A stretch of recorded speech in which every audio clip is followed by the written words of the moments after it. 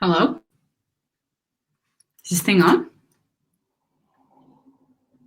Hey, it's on. Okay, cool. Welcome to my new podcast. Hey.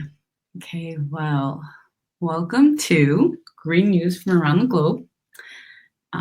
It is a new podcast where we are exploring the world's environmental challenges. A lot of it just like what's going on, trying to figure out what's happening. Trying to educate ourselves from experts, people who are interested in the topic, and really highlight the solutions, what people are finding out to be one step or one goalpost closer to just the finish line, right? But one story at a time. I'm your host, Sadjo, and this podcast is all about learning together, sharing our experiences, capturing the current local wins, current technologies, all of the newness. And also a big thing for me to put myself behind the chair, behind the desk, because I'm challenging myself to, in some cases, be the one woman show talking about what I'm learning this week to educate myself on green news. A little bit in the background scenes, I might post them, but I did talk about this.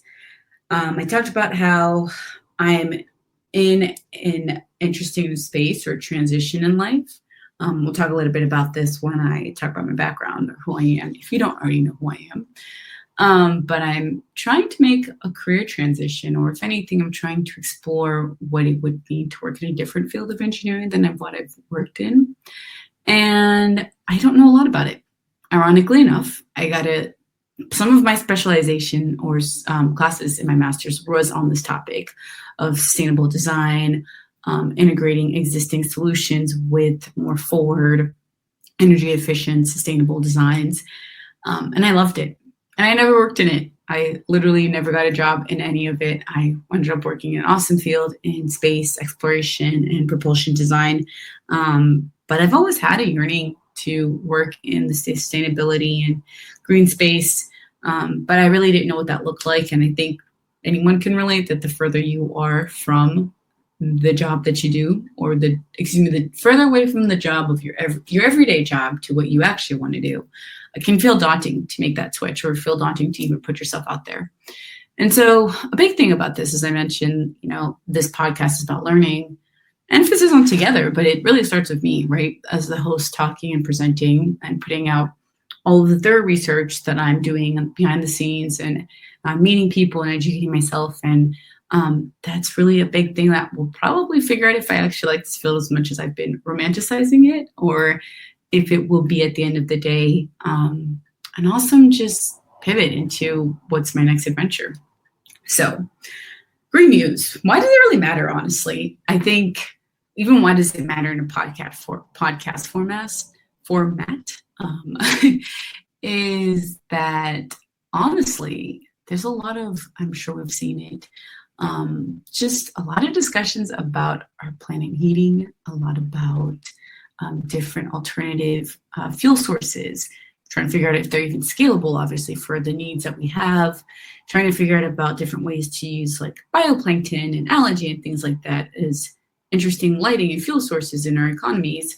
And also, most interesting that I've been very interested from a little bit of lens of who I am and my background is, how first world countries are now impacting third world countries, right? And how sending even trash to these third world countries, or how the heating, the result of heating the Earth's,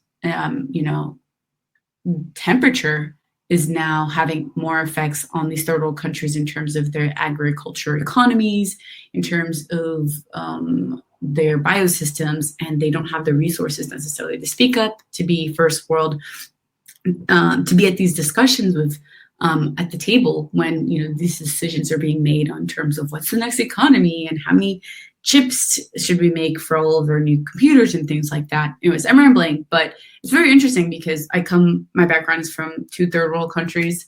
I'm from Niger and Congo. And so, these are places where many times we're not at the table. Wow. cannot speak English. We're not at the table to talk about how these impacts of how France and the US and Germany and China and India is impacting our agriculture economies and futures. So we should talk about it. We should talk about it in open space, and I'd love to be educated about it. Specifically educated about it in the sector of like, what's that look like here where I currently am? Spoiler alert, I have moved. For those of you who know me, you know where I am. If you don't, it'll be part of the journey, but I've recently moved. I've recently had an awesome new change in terms of some things in my life, as well as this like transition for jobs. And so part of that is figuring out what does it look like to have a better understanding of green economies and green efforts and sustainability efforts and reports released for my new place that I'm currently at and located. So let's talk about it. Someone's got to, right? Awesome. Well, anyways, just a little bit about myself. If you were sent this podcast from somebody that's not Sadjo or somebody that doesn't know Sadjo, I have a background in chemical engineering, but I've recently worked for aerospace defense, particularly space exploration for the past 6 years. And I honestly not ended, but I just had a role in propulsion engineering, and I loved it. I found it as a sweet sort of combo between engineering design and also a lot of my chemistry background, and also understanding a lot of physics and fluid mechanics. And it was very overwhelming when I thought about the role as a propulsion engineer, because in my mind, the thought is, what does it really mean to be a propulsion engineer? And I really describe it as is really focused on like designing, building, did a lot of tests because that was a lot of parts of the hardware that you decided to test it. But yeah, designing and building the engines and the systems that move or give direction to a certain spacecraft or aircraft. In my case, because it's for space, it was always spacecraft, and we had a payload, so that was any instruments or anything in regards to satellites that we were bringing to space, and specializing in whether or not it was rocket propulsion or jet engines. There are many different manufacturers out in the private and public economies that specialize in both. I mean, some of them you can think of SpaceX, Blue Origin, Lockheed Martin, things of the like. I loved how I was able to confidently feel like I transitioned from a lot of my engineering educational background. I did chemical engineering. Keep in mind, again, rarely do you go from chemical to aerospace. I did. It was a jump. But that's what I loved about it, right? The 6 years were a huge way of me testing a lot of my theoretical skills, but being able to do so much test.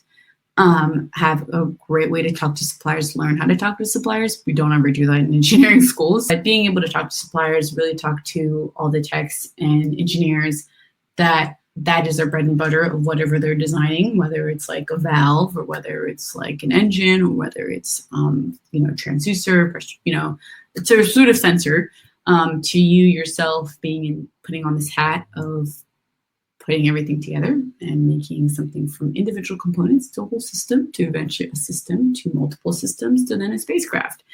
And I did a lot of that, and that was awesome. But this podcast is not about my background in propulsion engineering nor why I did it. But for context, I've been an engineer. I love engineering. I never thought I'd be an engineer, so that's what makes it more fun to be in this field. Because I think every day I'm challenging myself and learning, and now I want to know what it means to transition from possibly, like I said, chemical to aerospace engineering, from now aerospace engineering to green space engineer. Is that a word? You see why we need this podcast? I don't even know what careers in green space engineers are. I can tell you what I do know. I know about like hydrogen engineers, like fuel cell engineers.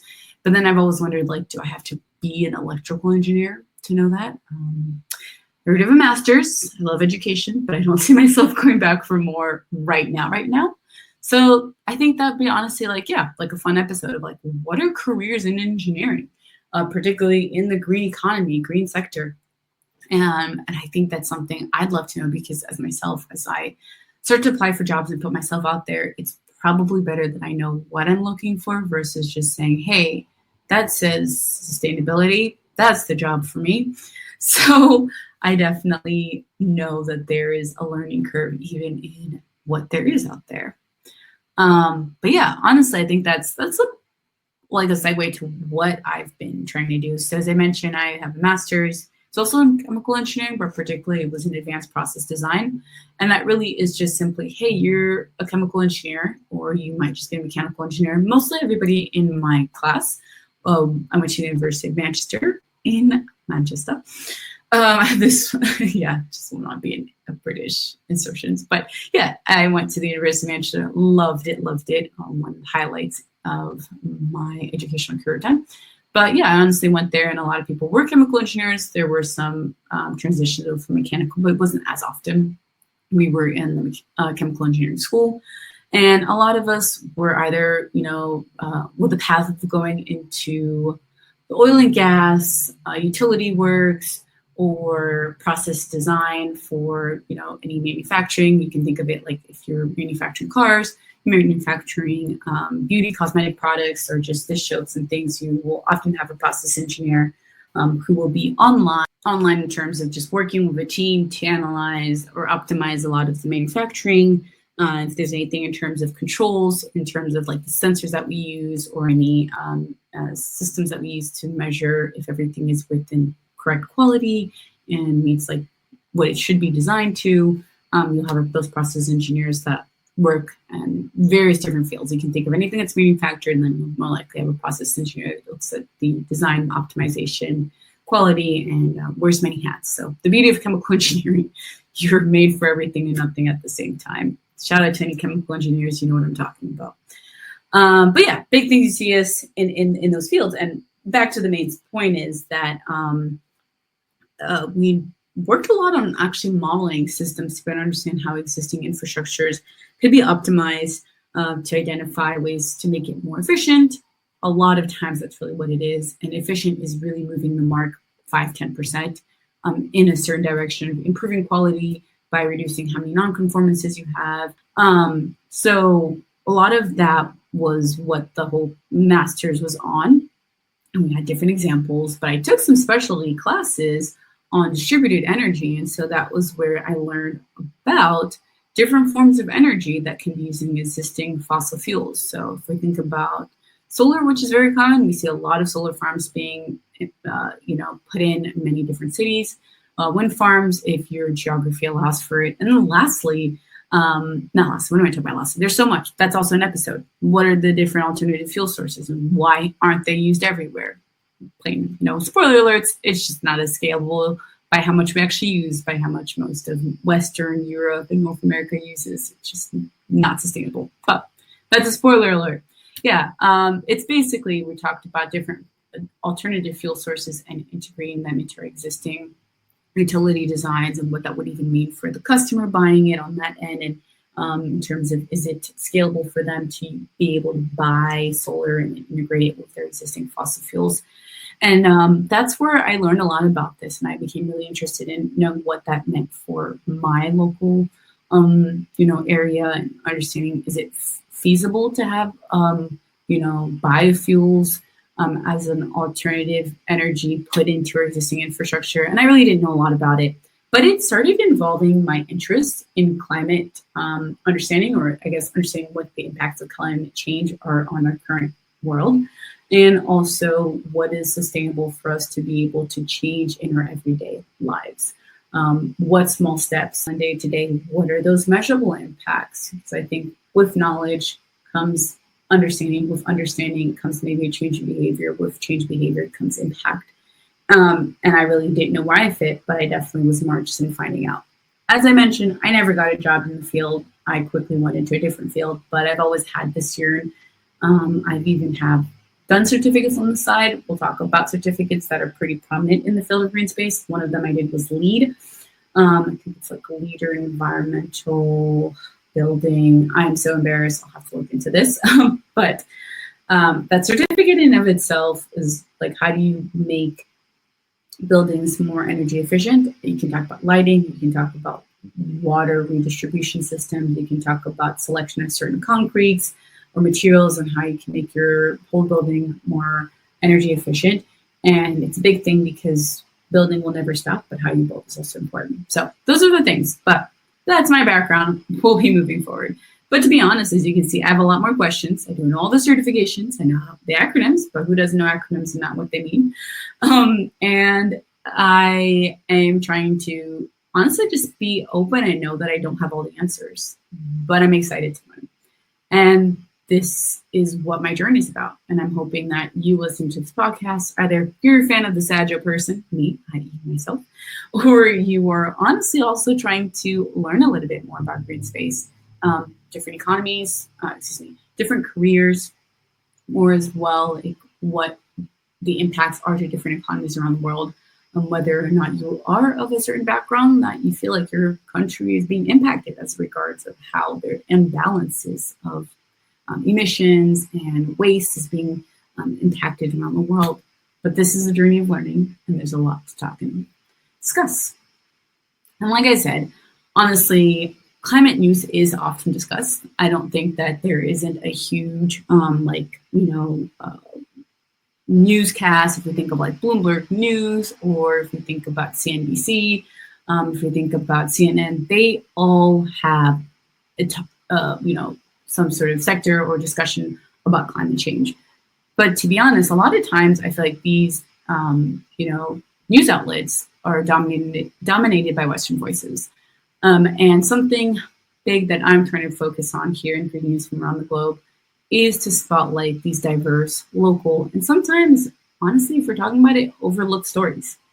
They aren't necessarily highlighting what clean energy looks like in East Africa. We aren't necessarily talking about what does it look like to do reforestation efforts in South America. I think a lot of times we hear about companies that if you buy the product, they plant a tree.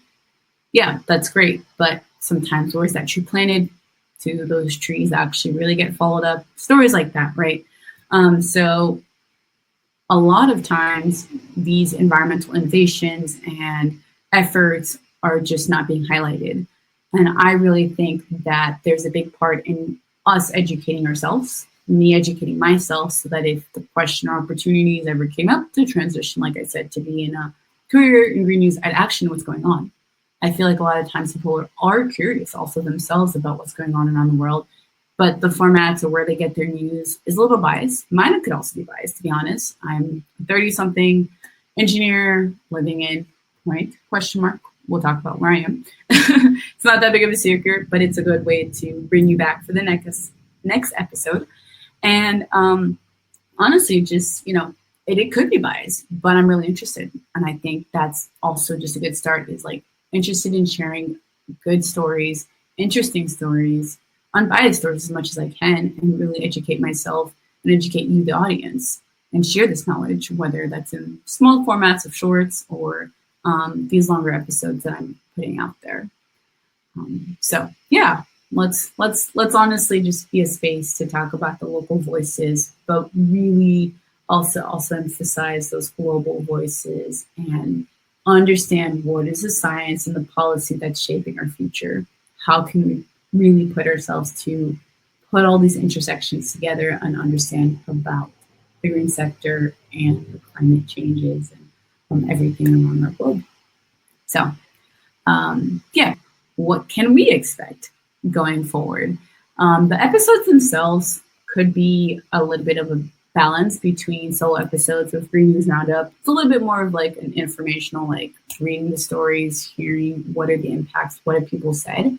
I'm definitely excited to have interviews with some of the scientists, engineers, and local leaders in various parts, and be connecting with them and just also highlighting their great work, because as I said, this is even more so about visibility, about the work that's going on that's sometimes just not as covered because it doesn't read, it's making money, or it's just a project that's right now an idea. Obviously, if a scientist or engineer feels so comfortable to share their work, but an idea with a promising future, and this could be that platform to talk about it. I'm super excited to talk about regional spotlights, such as like green tech from West Africa, or, local wins to where I currently am. And I'm planning on releasing these podcasts about every other week, and sticking to that format. But again, honestly, this is just the beginning. I want to thank you so much for listening to my first podcast, The Intro. And I can't wait to catch all of you in the first episode where we just jump in and we start to just discover and explore one story at a time, one episode at a time. If you've made it this far, for sure, please share this podcast with a friend. Reach out with some ideas, guest ideas, some feedback of what you thought could be different in the next episode. And I honestly can't wait to see y'all in episode 1.